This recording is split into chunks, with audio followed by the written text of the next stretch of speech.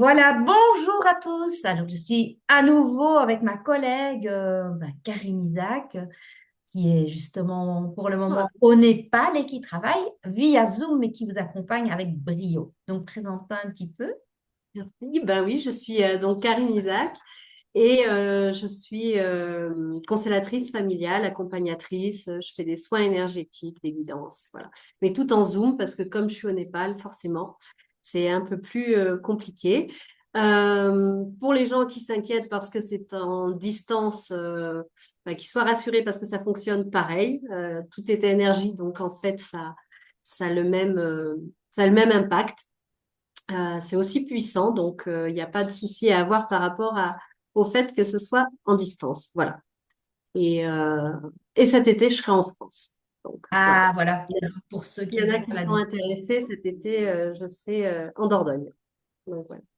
Voilà, donc vous pouvez la contacter cet été en Dordogne. Donc cet été 2025, au cas où, je vous le dis, parce que Oui, les petites capsules tournent plus tard et autrement, oui, tu seras en Népal. Et donc moi, je suis aussi, j'ai été ta formatrice, donc je suis formatrice oui, et aussi constellatrice, tout comme toi. Et tu as été une de mes élèves vraiment brillante. Donc c'est pour ça que je conseille d'aller avec toi et que j'aime faire ces petites capsules avec toi. Aujourd'hui, on va parler de quelque chose qui est, dont ça a un impact sur la vie des gens sans qu'ils oui. s'en rendent compte. De quoi va-t-on parler? On va parler des dynamiques douloureuses dans les constellations. Voilà. Et donc, il y a trois grandes dynamiques qui Mm. fait que ça a un impact sur notre vie, mais sans qu'on s'en rende compte. Et la première, ce serait laquelle pour toi? Bah, la première, c'est, en fait, ça serait je te suis dans ton destin. Mhm. Et je te suis et je fais comme toi. C'est-à-dire c'est lié à l'appartenance dont on avait déjà parlé dans une capsule. Et donc, on va continuer un peu dans le chemin de l'autre, dans sa destinée, en fait.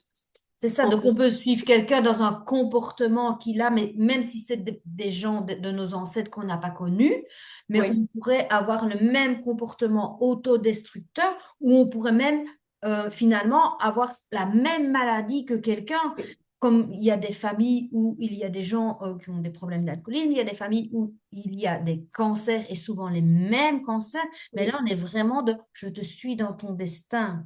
Oui, c'est-à-dire que par loyauté et appartenance familiale, en fait, on peut déclencher les mêmes symptômes, les mêmes maladies, les mêmes, comme tu dis, les mêmes addictions, les mêmes problématiques. Ça peut être lié par rapport à l'argent, les mêmes conditionnements.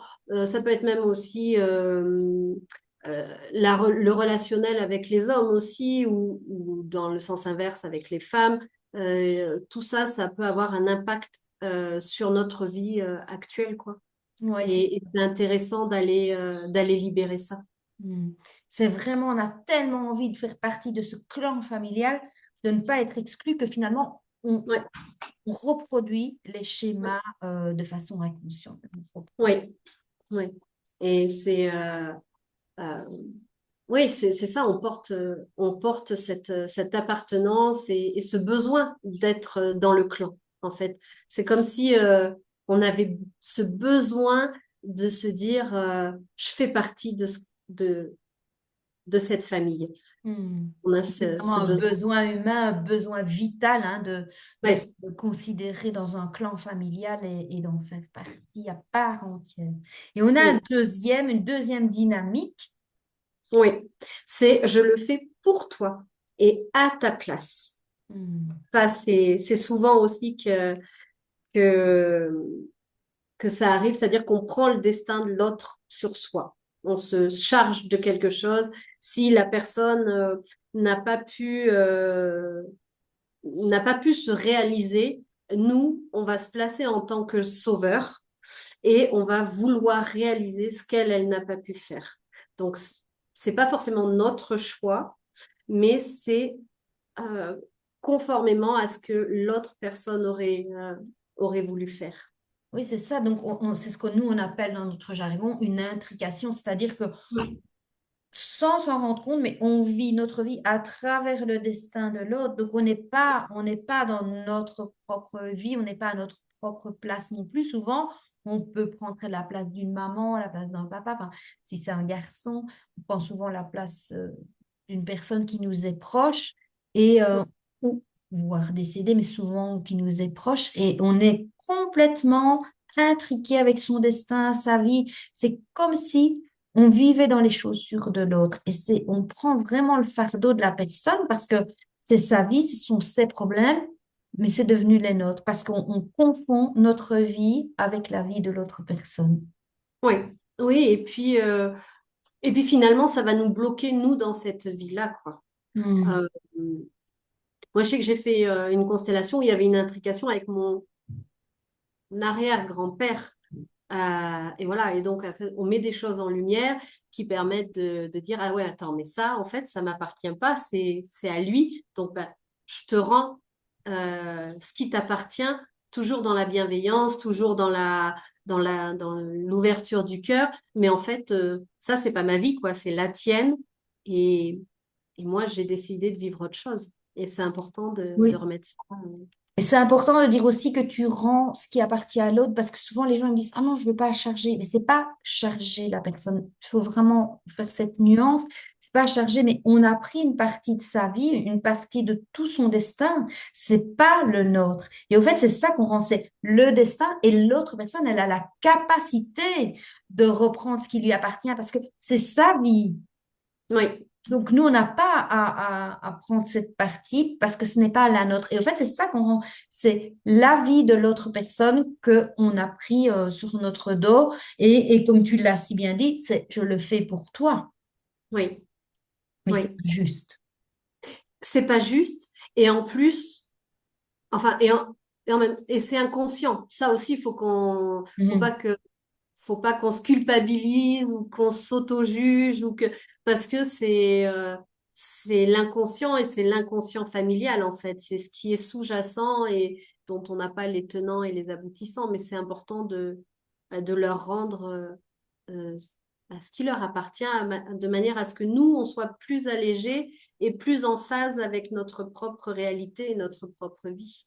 Oui, c'est un peu comme si on avait pris leurs habits et ben on leur dit, ben voilà, aujourd'hui, on te rend ta garde-robe, quoi. C'est un peu ça, de façon Oui, imagée, si c'est plus simple pour vous de comprendre.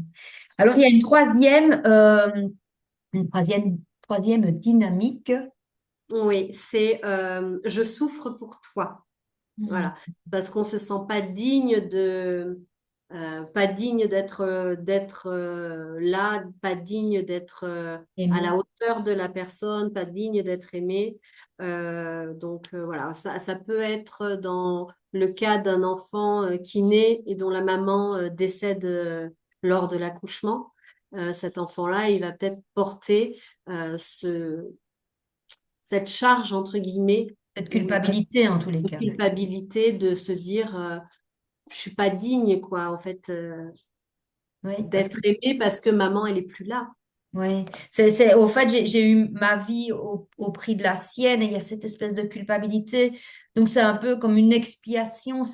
On peut même suivre la personne dans la mort ou on peut suivre la personne à nouveau dans la maladie parce qu'on se sent tellement pas digne d'être aimé. On se dit, c'est moi qui ai fait souffrir, surtout c'est dans ce cas bien précis où la maman Mm. décède alors que c'est la naissance du bébé.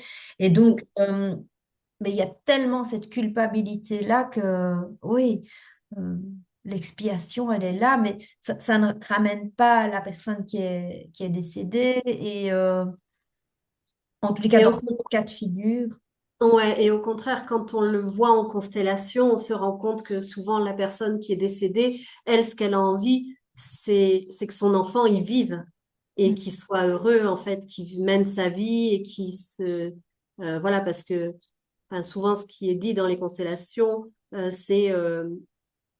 c'était mon destin en fait. Et toi, ton destin, il est autre part et il n'est pas de me suivre, mais de vivre.